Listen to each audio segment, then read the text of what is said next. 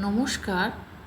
আজকে আপনাদের সঙ্গে শেয়ার করে নিচ্ছি এগ চাউমিনের একটি রেসিপি, যেটা সম্পূর্ণ ঘরোয়া পদ্ধতিতে আমি বানিয়েছি। এটা খেতে হয় খুবই সুস্বাদু এবং খুব বেশি তেল দিয়ে বানাইনি। আচ্ছা, প্রথমে আমি তার জন্য নিয়ে নিয়েছি চাউ,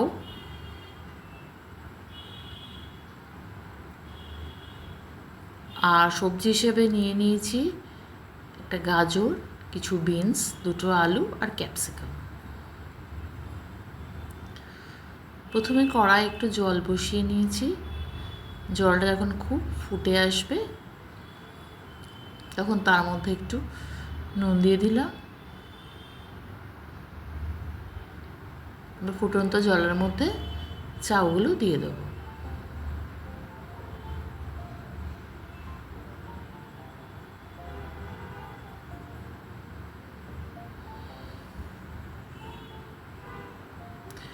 আমার চাউগুলো সেদ্ধ হয়ে এসছে।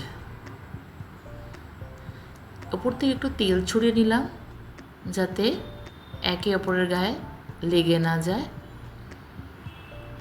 আচ্ছা, এবার আমি যে আলুটা নিয়েছিলাম সেটা টুকরো টুকরো করে কেটে নিয়েছি। বিন, গাজর, ক্যাপসিকাম সবই টুকরো টুকরো করে কেটে নিয়েছি। এবার কড়াইয়ে দিয়ে দিলাম একটু সাদা তেল।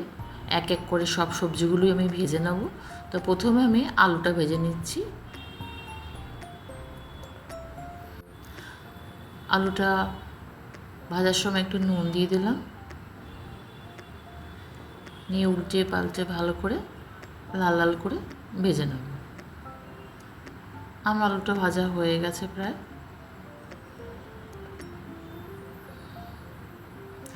ভাজা হয়ে যাওয়ার পর আমি আলুটা একটা পাত্রে তুলে নিলাম। এবার কড়াইয়ে দিয়ে দিলাম যে গাজরগুলো কেটে রেখেছিলাম সেইগুলো।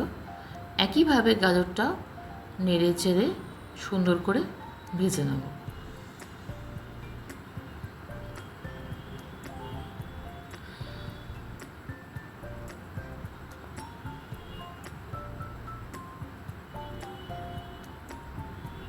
গাজরটা ভাজা হয়ে গেছে। এবার যে বিনস আর ক্যাপসিকামটা নিয়েছিলাম সেটাও সুন্দর করে ভেজে নিলাম। প্রতিটা ভাজার সময় আমি একটু করে নুন দিয়ে ভেজে নিয়েছি।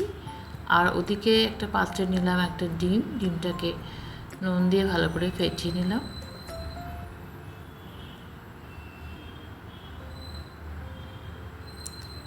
এবার ওই তেলের মধ্যেই ডিমটাকে প্রথমে ভালো করে ভেজে নেব। তারপর খুন্তি দিয়ে ছোট ছোট টুকরোতে ভেঙে নেব।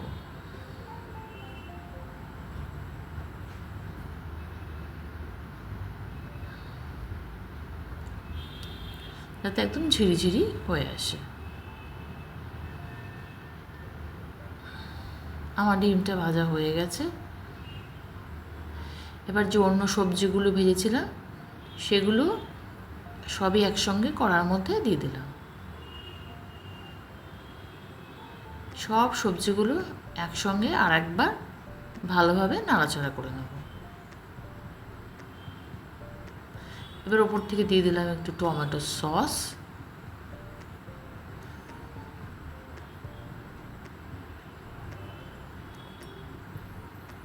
একটু সোয়া সস আর একটু চিলি সস।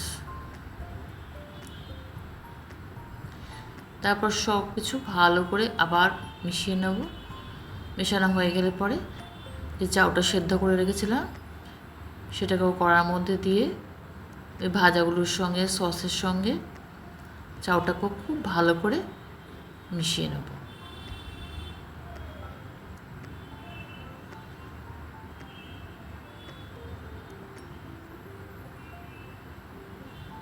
এর ওপর থেকে দিলাম অল্প পরিমাণ নুন, কারণ আমি ভাজাগুলোর সময়তেও নুন দিয়েছি, তারা চাউ সেদ্ধ করার সময় নুন দিয়েছি, তাই নুনটা বুঝে দিতে হবে। আচ্ছা, এর উপর দিয়ে দিলাম আমি গোলমরিচের গুঁড়ো, ম্যাগির মশলা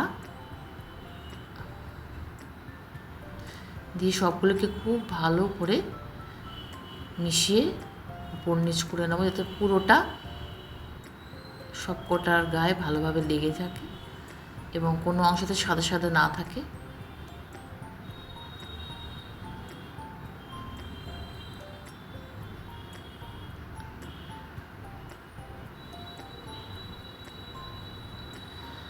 আমার চাউটা হয়ে গেছে, একটা পাত্রে সার্ভ করে নিয়েছি। আমার ভিডিওটা ভালো লাগলে অবশ্যই একটা লাইক, কমেন্ট আর সাবস্ক্রাইব করতে ভুলবেন না।